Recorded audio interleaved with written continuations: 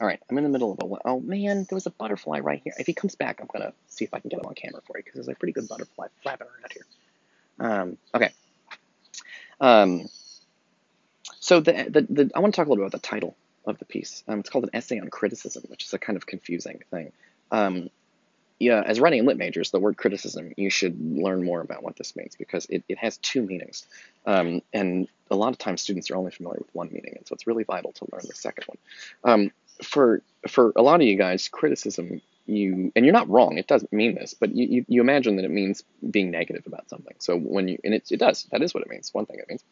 Criticism is people saying bad things about you. If you are being criticized, people are saying they don't like your clothes, they don't like your face, they don't like the words that you picked for your book or whatever, and they're grumpy. Criticism is being mean. And you have this idea of constructive criticism, which is when people tell you complaints to help you. So, for example, teachers might have criticism of your essay, but they're trying to help you. That's constructive criticism. That meaning of constructive criticism is the one that's more useful for thinking about what this is, but also for thinking about literature in general, because literary criticism is what you're doing a lot of times in school. They don't really call it that, but like when you write an essay about a Shakespeare play, you are doing what's called literary criticism. Now, it doesn't mean you're just saying negative things about it, because the word criticism, the word critic, comes from an ancient Greek word, krisis, which means judgment. So criticism is judging. Now, the tricky thing is one thing we've forgotten about is that judgment could be good. So one thing literary criticism does is it'll pick a play by Shakespeare and it will say, I am a literary critic, I am doing literary criticism, and I am judging literature. I judge this play by Shakespeare, Hamlet, to be the greatest play of all time. That is my judgment, because the word criticism means judgment. So you can't say good. It does also mean good things. Similarly, compare and contrast.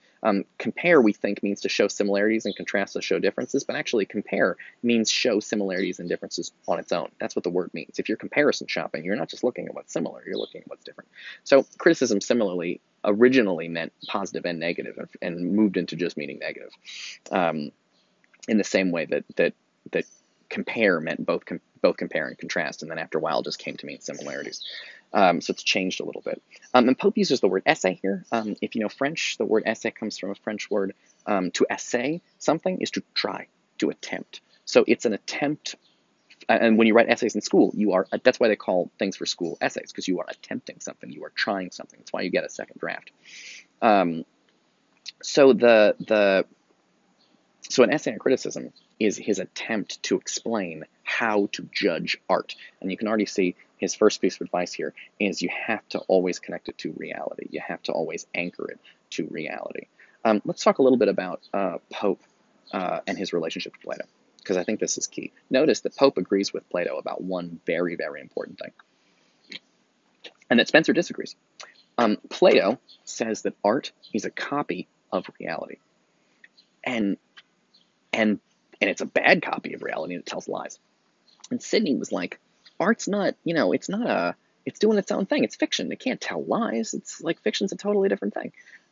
It's meant to guide people, not to reflect reality. Pope agrees with Plato. Pope says art is a copy of reality. He 100% agrees with Plato, but he disagrees about whether that's good or bad. Plato says art is a copy of reality. That's bad.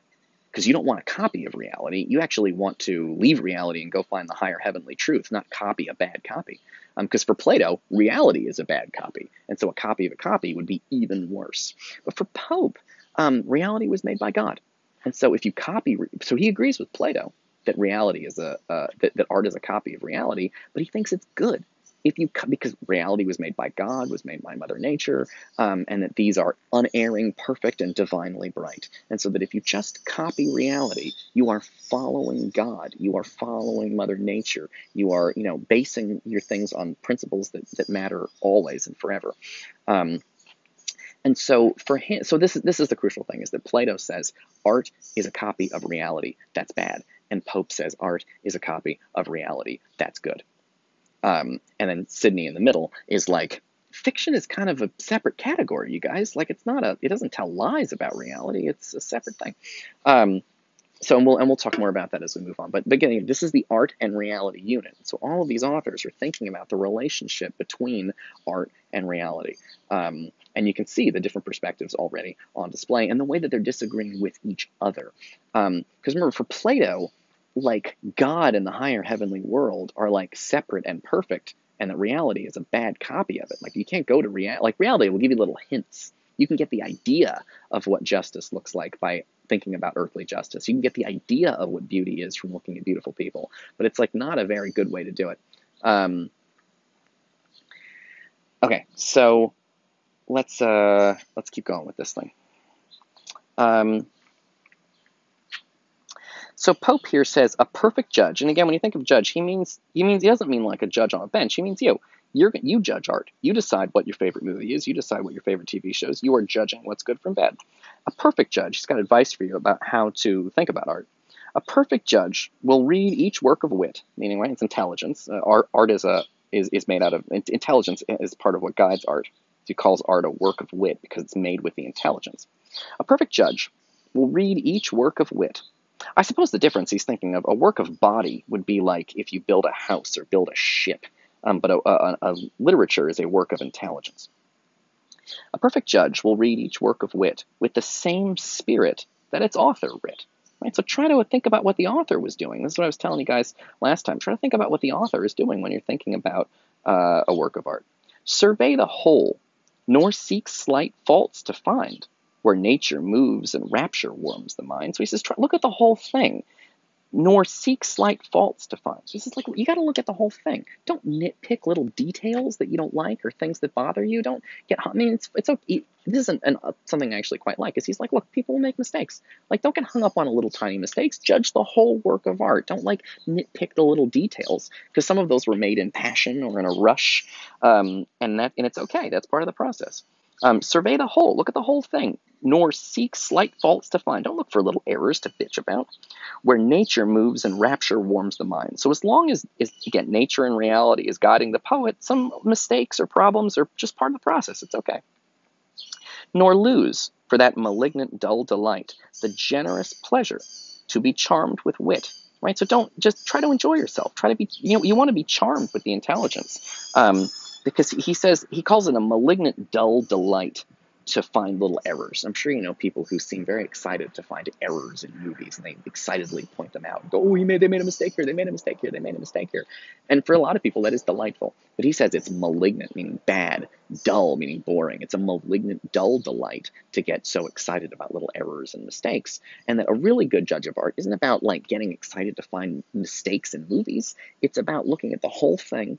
And he wants you to have the generous pleasure to be charmed with wit, to try to enjoy yourself. And the author had intelligence, and he used it, or she used it, to guide this work of art by following reality, and that you should just try to enjoy yourself and be charmed, as long as the whole thing is fundamentally moved by nature, where nature moves and rapture warms the mind. You got to have a situation where it's following reality, because otherwise you're in trouble. And again, because for Pope, and again, this is something where Pope agrees with Plato, I think Pope would say that if the artwork is not anchored to reality, then it's taking you away from reality. And if it's taking you away from reality, it's taking you away from God, because God built reality. This is Pope's philosophy. So I think in that sense, he does agree with Plato somewhat, that Plato thinks all art necessarily is going to drag you away from higher heavenly things. But for Pope, it can drag you away from higher heavenly things if it doesn't follow reality, if it isn't realistic, because you will get dragged away by all kinds of unrealistic nonsense and ridiculousness. Okay, cool. A cloud just went over, and I feel it's so much cooler and nice out here now. I'm very happy. Okay, actually, the butterfly didn't come back either. I was looking for it. I'm going to keep looking for that butterfly, see if I can find it for you guys. Also, did you notice the cool horse skull behind me? I'll show you that later, but it's like right there. There's a horse skull. All right. Actually, I think I'm done with this video. Okay, cool. Well, I'll see you guys in the next one.